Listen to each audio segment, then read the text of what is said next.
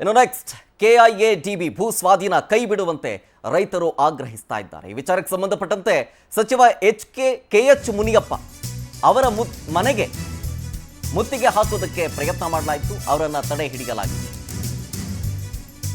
KIADB ಭೂ ಸ್ವಾಧೀನ ಅದನ್ನು ಕೈ ಬಿಡಬೇಕು ಅಂತ ಹೇಳಿ ರೈತರು ಆಗ್ರಹ ಮಾಡ್ತಾ ಕೆಎಚ್ ಮುನಿಯಪ್ಪ ಅವರ ಮನೆಗೆ ಮುತ್ತಿಗೆಗೆ ಹಾಕೋದಕ್ಕೆ ಟ್ರೈ ಮಾಡ್ತಾರೆ.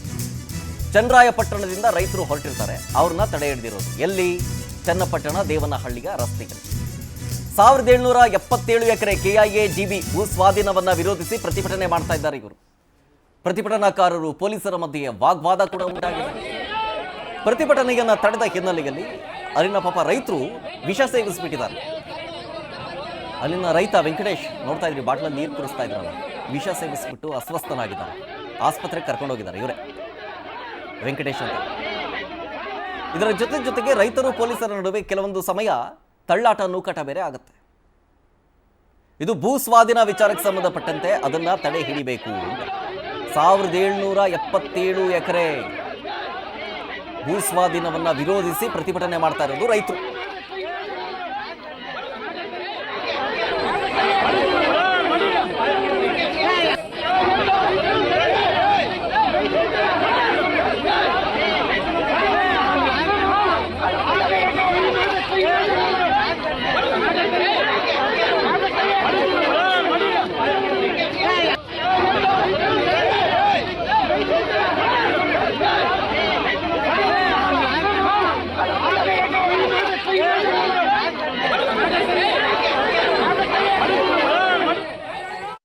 ಡೀಟೇಲ್ಸ್ ಕೊಡ್ತಾರೆ ಇದ್ರ ಬಗ್ಗೆ ನಮ್ಮ ಪ್ರತಿನಿಧಿ ರಾಮಂಜಿ ಫೋನ್ ಸಂಪರ್ಕದಲ್ಲಿ. ರಾಮಂಜಿ, ಪ್ರೊಟೆಸ್ಟ್ ಈಗ ನಿಂತಿದೆಯಾ?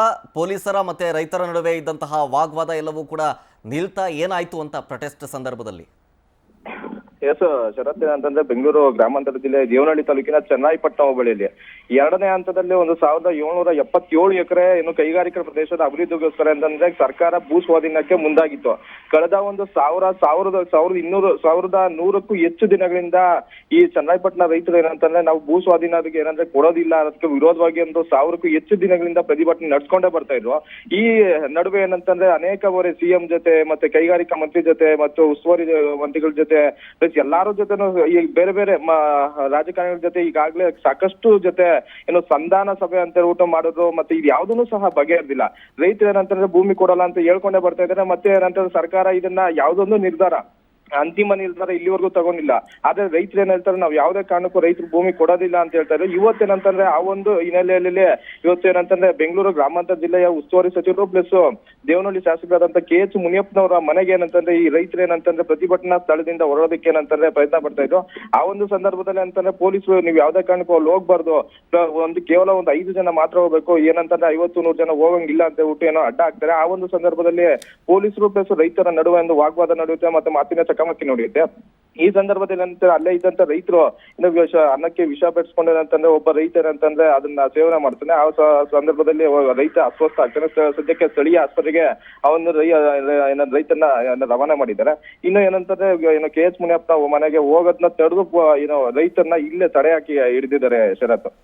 Okay, thank you Ramanji ಡೀಟೇಲ್ಸ್ಗಾಗಿ.